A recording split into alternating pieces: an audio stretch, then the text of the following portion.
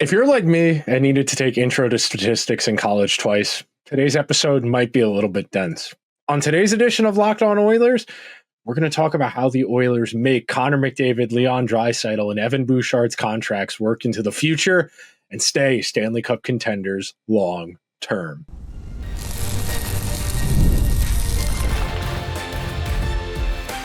You are Locked On Oilers, your daily podcast on the Edmonton Oilers, part of the Locked On Podcast Network, your team every day. Hello, everyone, and welcome to this Thursday edition of Locked On Oilers. I am your host, Nick Zararis. Just wrapped up my second Stanley Cup playoff run as host of Locked On Oilers, and I want to thank everyone that is making Locked On Oilers their first listen of the day. Locked On Oilers is a part of the Locked On Podcast Network, your team every day. On today's show, like we talked about yesterday, teased yesterday, we're going to break down the math because the hardest part of being a Stanley Cup contender is staying one long term and entering a new economic landscape like the NHL at large is over the next few seasons. The numbers are going to get very big very fast. So on today's show, we are going to start out with the basics, the nebulous ideas that make up contemporary NHL roster construction theory. What you need, what you want, how to go about putting it all together. In our second segment, we're going to pivot to talking directly about the numbers, how much each Connor, Leon, and Evan Bouchard will likely make, what that number comes out to together. We will account for the supplementary pieces who were under contract for several years in the future, like Zach Hyman, Ryan Nugent-Hopkins, and Darnell Nurse. We will compare it to the other big-ticket team of this era, the Toronto Maple Leafs, how much they paid for their stars relative to the cap. And then we'll tie a bow on today's show, talking about the archetypes the Oilers are going to need to supplement their superstars. And starting out there, the big idea. The hardest thing for an NHL team to do is to stay competitive long term. And I have said on more than one occasion over the last week and a half since the Oilers lost in the final, the hardest thing for an NHL team to do is go from contender to champion. There are a number of teams I can name off the top of my head that were consistent playoff teams for half a decade, a full decade, and never ultimately captured a championship. Made a cup final, maybe two, bunch of conference finals, tons of really good players, maybe even a Hall of Famer or two. You know, Joe Thornton got into the Hall of Fame on Tuesday afternoon, and because of that, you think about those Sharks teams that obviously the most pressing of that group where they tried a bunch of different things. They had Jumbo, they had Pavelski, Logan Couture, Burns, prime Marc-Edouard Vlasic. Those Sharks teams were tremendously deep. They had multiple future Hall of Famers and they never got over the hump. You think about the New York Rangers of the 2010s with Henrik Lundqvist and Ryan McDonough, a number of really good guys like Henrik Lundqvist, who's in the Hall of Fame, some fringe guys like a Marty St. Louis. I know he got in as a member of the Lightning, but generally speaking, you think about the 2 years he was on the Rangers. Rick Nash, somebody, if he had stayed healthy, maybe in the conversation, but you can be a really good team and just never have the cards line up for you. Getting over that hump is borderline impossible, and it's what makes this process both challenging but rewarding. It's the best trophy in all of sports because it's the hardest one to win, because the variance is so high, because the playoff environments are so unique. All you need is a hot goalie twice in a series, and even if the other team has you outgunned, you can steal two and you get through to the next round and then everything resets. Maybe in the next round, you have the better goalie than the team you're playing. So with that in mind, starting out talking about the big picture, we know good teams find ways to keep their best players. It's why throughout the early part of this week, we talked about how do the Oilers keep Connor, why he's not leaving. We pivoted to talking about Evan Bouchard on Wednesday. And today we're talking about why that is your baseline. You look around the NHL right now, and if we're going to start the conversation for who's going to be a Stanley Cup contender next year, where does the conversation start? Edmonton, Florida, Dallas, Carolina, I suppose, Vegas. What do all those teams have in common? Really stable cores. really well-established cores with proven track records of success. Florida getting to run back Barkov, Reinhart, assuming Sam Bennett, Matthew Tkachuk. You run back Forsling, Bobrovsky, and then everything else around those guys, supporting cast. If we're talking about Dallas, Rope Hintz, Mikko Rantanen, Thomas Harley, Jake Ottinger, Miro Heiskanen. And then you get to the secondary pieces. You bring back Matt Duchene. Matt Duchene, I wouldn't qualify as a core player, but Dallas saw something there that they wanted to bring back. You talk about Vegas, Eichel, Stone, Petrangelo, Shea Theodore, a really strong baseline, and then they fill out that supporting cast. Carolina, you talk about Aho, Svechnikov, Slavin, really strong foundational group. And that's the key here. You need that baseline to give your team a pulse. Without that high-end talent, and I know I don't often put Carolina in the sentence as high-end talent, but relative to some of the contemporaries, the teams you're going to play in the regular season, I think we often make the mistake of talking about teams in the context of the playoffs a little too much when we have an 82-game regular season, even though the regular season is kind of devalued, de-incentivized based on this playoff format where you're going to end up playing division games. And we know the value of home ice has never meant less in the contemporary NHL. The value of home ice, home teams winning less than ever in the Stanley Cup playoffs. So with that in mind, you understand the responsibility here. You need to keep your number one center, your number one. McDavid and Draisaitl are co-number one centers, and most teams struggle to have two. I mean, on most teams, Sam Bennett would not be a 2C. Sam Bennett gets to be a 2C because of the complementary pieces Florida has to put alongside him. You think about some of the teams we're talking about in context of, say, Vegas, where Jack Eichel is unquestionable their number one center. Tomas Hertl, can he stay healthy? He's pretty good, but can he stay healthy? You talk about Dallas. Well, what's down the middle after Rope Hintz? Well, Wyatt Johnston, who took a bit of a step back, had a rough playoffs, but a talented hockey player. Someone you can project that team going forward, working around him, Hintz, Harley, Heiskanen, Mikko Rantanen, etc. But where teams struggle, especially in free agency, good teams are penalized. The NHL is set up in a way to penalize good teams. They try and bleed you of your depth because depth becomes so important the longer you go in the playoffs. You saw that Marchand, Luostarinen, and Lundell line, which profiled as their number 3 line in terms of the depth chart, but played almost 200 minutes of 5-on-5 and was outright dominant in those 200 minutes.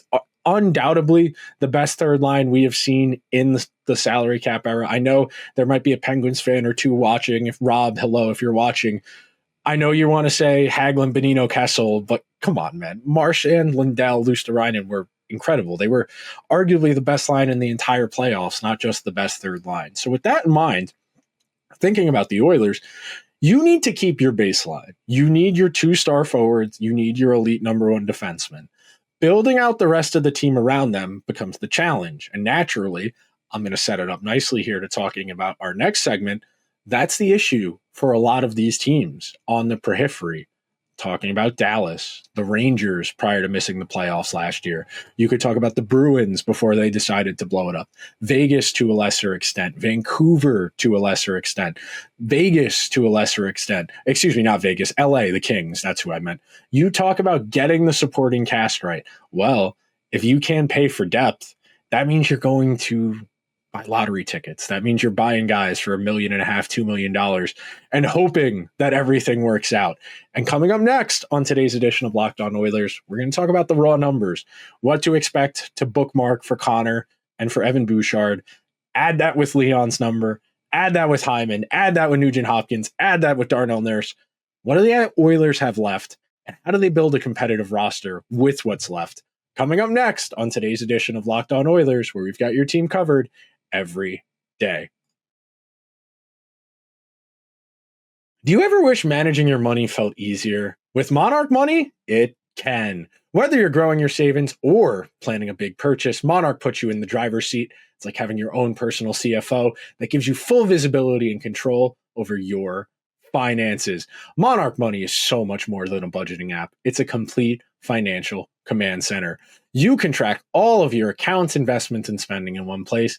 So in addition to managing your money, you're building wealth. One thing I noticed when I started tracking my spending, I wasn't saving enough. So after setting up Monarch, I started putting money aside, saved up, paid off, vacation in August, cannot wait, and Monarch made it possible. So if you're ready to take control of your finances, head on over to monarchmoney.com today. Use code LOCKEDONNHL at monarchmoney.com and get 50% off your first year subscription. One more time, that's monarchmoney.com, code LOCKEDONNHL to lock in half off your first year subscription. Thank you to everyone who is hanging out on this Thursday edition of Locked On Oilers as we are breaking down the big picture question. And as much as we want to talk about the unrestricted free agents, improving the goalie situation, until the Oilers address their long-term direction, which coincides with McDavid and Bouchard extensions, it's a little moot. Because if you have to account for replacing the best player in the world, you're starting over as a hockey team.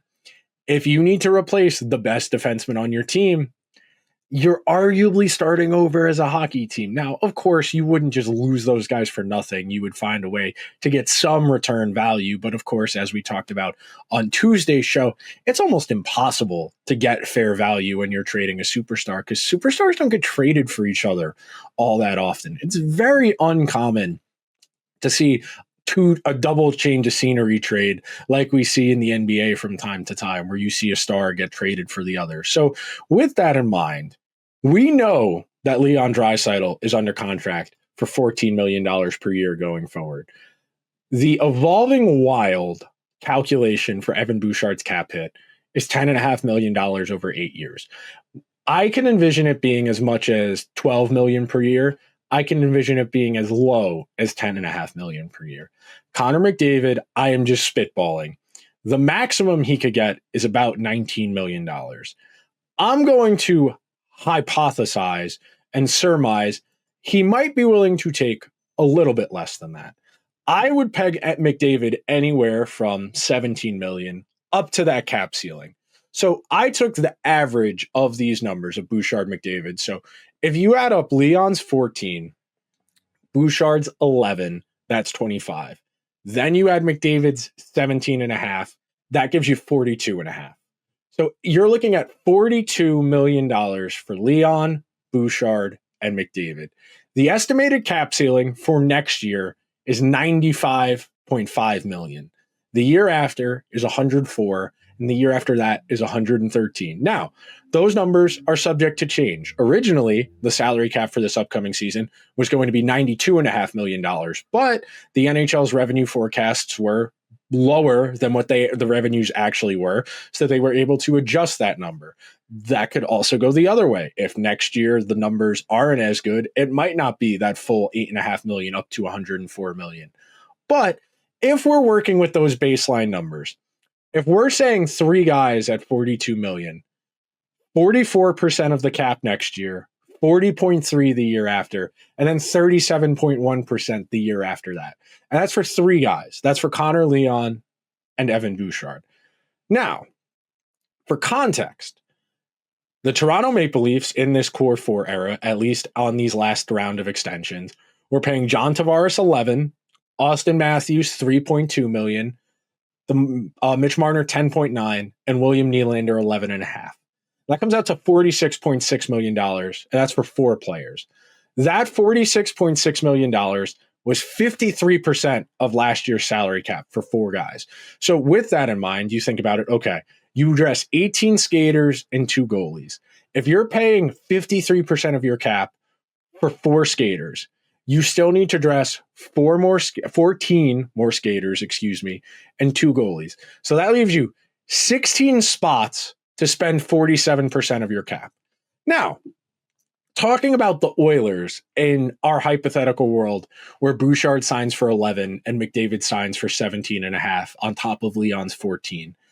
When you subtract 95.5, you subtract 42 million, from 95.5, you get 53.5 million for 15 skaters and two goalies.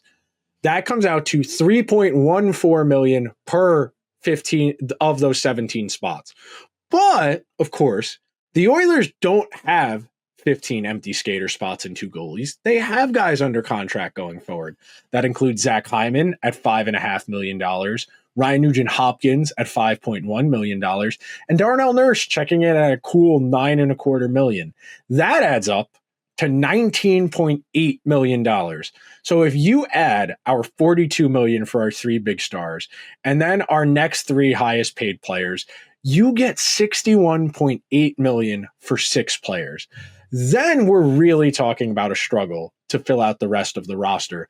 And that's why, as you're looking at the Oilers roster, especially this bottom 6, short of a full-on salary dump of Evander Kane and Victor Arvidsson, we're talking about the Oilers being in the bargain bin here. We are talking about Connor Brown reclamation projects coming off of serious injuries.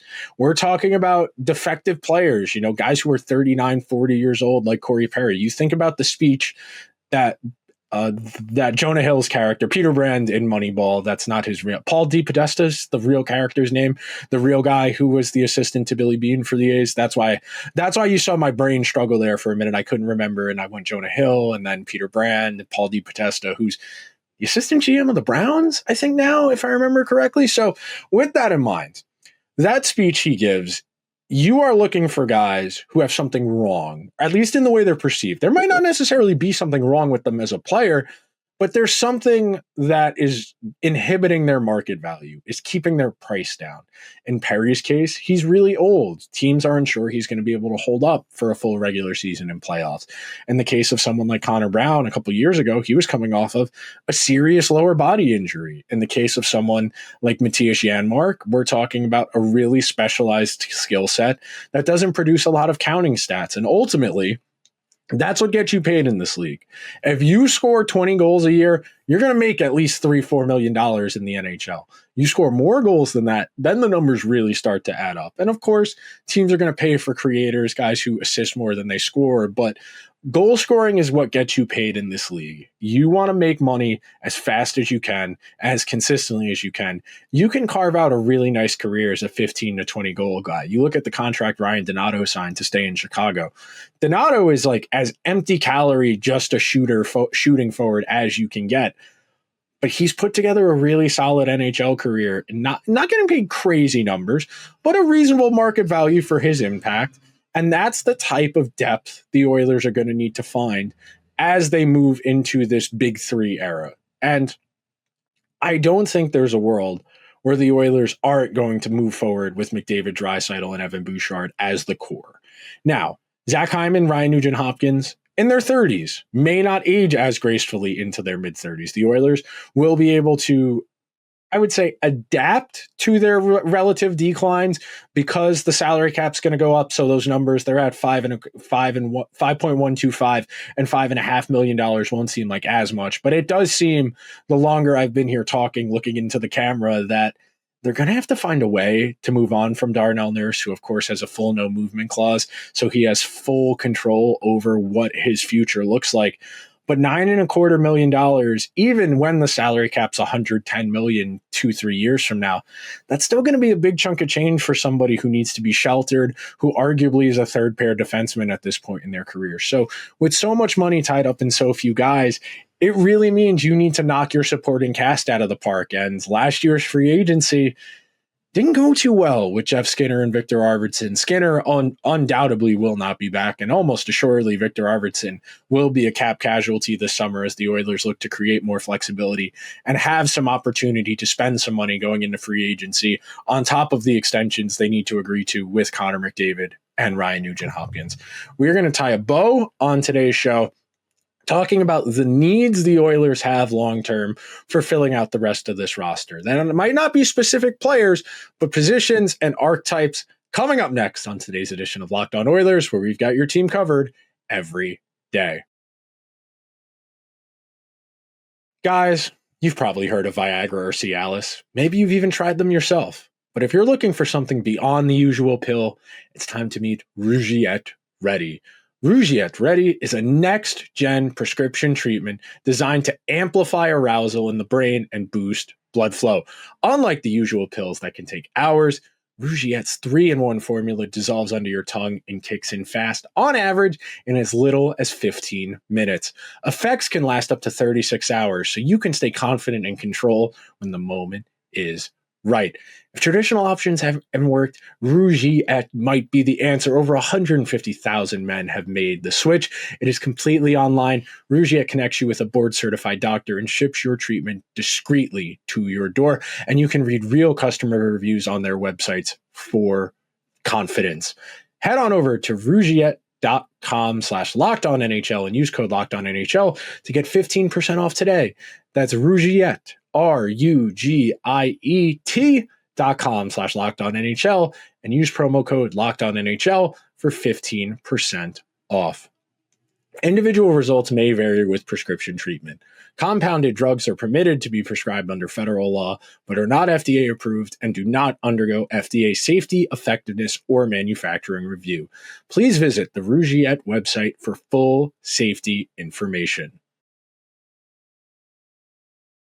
Thank you to everyone who is hanging out on this Thursday edition of Locked On Oilers as we talk about the Oilers' long-term future. And as long as you have McDavid, Draisaitl, and Bouchard, you'll be a decent team. I'm not saying you can stay a Stanley Cup contender with just those three, and as we're going to talk about in a second here, figuring out the next wave of supporting cast is going to become imperative and in relatively short order. While Nugent-Hopkins and Zach Hyman are under contract for several more seasons, those guys' relative impact is going to decline. Those are not superstar players. Those are not the type of guys who age particularly well into their mid to late 30s. Those are not guys who are going to be consistently close to point per game at 36, 37, 38 years old. And there's nothing wrong with that. Like we said before, the Oilers are going to be able to afford to pay those guys probably a little bit more than they're worth because the cap's going to go up and the market is going to consistently reset. But as we talk about that market resetting, archetypes and needs the Oilers have. Number one, you need another scoring winger in here. To complement Connor and Leon, you need a bona fide scoring winger. You'll need to continue on your... Sorry, something's wrong. Going forward, you are going to need to find a bona fide scoring winger to complement what Connor and Leon bring. For now, Zach Hyman's totally fine. I expect Zach Hyman to be a 30-goal guy next year and have a really solid regular season. I expect him to restore prominence to the Oilers' power play and get that net front game going in short order. But he's not going to be young forever. And the Oilers don't have a particularly abundant prospect pool. I expect the Oilers to try a lot of creative ways to fill some of these voids. I expect them to be active in free agency. I expect them to be active in the trade market. But on top of another scoring winger, you are going to need your Mattias Ekholm replacement sooner rather than later. And that defense-first archetype is arguably more rare than the offense-first guy now in today's NHL. Because everybody who's growing up sees Makar, sees Hughes, sees Adam Fox, sees Charlie McAvoy, Miro Heiskanen, Rasmus Dahlin. These offense-first guys, or at least offensively gifted guys, putting up big numbers and getting paid. And every one of these young defensemen who's coming up says, well, why would I be a stay-at-home defensive defenseman? He's not going to get paid as much. As good as Gustav Forsling and Jacob Slavin are, they're never going to get what Cale Makar is going to get because they don't put up the counting stats. Counting stats is the path to getting paid on the back end. And part of why we spent a whole episode talking about why they cannot move on from Evan Bouchard yesterday, and why, even though he's not on the same caliber of player as Connor or Leon, who were undoubtedly two of the 5 or 6 best players in the entire world, whereas Bouchard's maybe top 10 at his position, top 15 for sure, this is an essential piece. And part of that is having the complementary skill set, is having the gopher, the guy who eats the hits, who retrieves loose pucks, who gets them to Evan Bouchard so he can skate them out of trouble or pass the puck out of trouble. And replacing Matthias Ekholm is going to be a struggle. We have seen the Oilers try at various points over the last 2 years to run Bouchard and Nurse together. Their skill sets don't particularly mesh well, even though on paper you would think there's some overlap, but Nurse likes to skate the puck out of trouble. He's not the most efficient of passer. He turns the puck over an awful lot, which is not a great compliment for Bouchard, who is not the most defensively inclined guy. On top of that, of course, the elephant in the room, how are the Oilers going to get a better goalie? And we have talked ad nauseum on Locked On Oilers over the last 12 months. How do they get better in net without undermining other parts of their team? And we're going to talk in depth about goaltending on tomorrow's show, so I don't want to get too far ahead of myself. But when you are talking about bottom of the barrel, we're talking cheap spending, $3 million between Pickard and Skinner, $3.5 million. You are saying, we think the rest of our team is good enough that we can get by with this. And because of that, we would rather spend the $3 million difference between Pickard Skinner as a tandem and John Gibson on two forwards. We'd rather spend that on Corey Perry and Matthias Janmark. We would rather spend that on Connor Brown and Corey Perry. We would rather spend it on Adam Henrique. He makes about $3.5 million, $4 million. So we would rather spend the difference between those two on a forward as opposed to a goalie, because a goalie just isn't going to be able to impact the game as much, especially a goalie in that tier. We know teams generally pay for goaltending based on consistency. The more consistently good you are, the more money a team is going to be willing to offer you. That's true of all positions, but especially in net, where so few teams are willing to move on from their starters, even if they're not a particularly good team. Seattle could probably get something nice for Joey Decord. They're not going to do that. Nashville could get a haul for UC Saros. They're not going to do that. It's really hard to get fair market on the goalie. It is really hard to get fair value on the goalie market. Sorry about that. Tripped on my words. And that puts you in a position where you're going to be inclined to hold on to a guy, even if he's not in alignment with your window of contention. And it's why there aren't a lot of trade candidates. And like we're going to get into on tomorrow's episode of Locked On Oilers, there ain't a lot of free agents that are particularly exciting either. So with all of that said, the Oilers are in a nice position because they have identified core components. They have a few nice supporting cast pieces in Nugent-Hopkins, Zach Hyman, to a lesser extent Darnell Nurse, Jake Wallman for one more year, but that's an ancillary piece. They need another scoring winger. They need another quality left-handed defenseman. They need a goalie. Those are not going to come cheap. And when you are spending 40-something% of the cap on three guys for at least 1 or 2 years, it makes filling out the rest of your roster a lot more challenging because you don't have margin for error. You can't afford to overpay in other spots in your lineup when you don't have a ton of money to go around. But that will do it for today's edition of Locked On Oilers. If you could be so kind, please subscribe wherever you get your podcasts. If you're listening on Apple or Spotify, please give the show a 5-star review. If you're watching over on YouTube, hit that subscribe button, hit that like button. Let me know, how do you feel about the Oilers spending so much money on just a handful of guys? I will talk to you guys tomorrow. But first, be sure to check out Locked On NHL wherever you get your podcasts or over on YouTube. I'll see you guys then. And until then, let's go Oilers.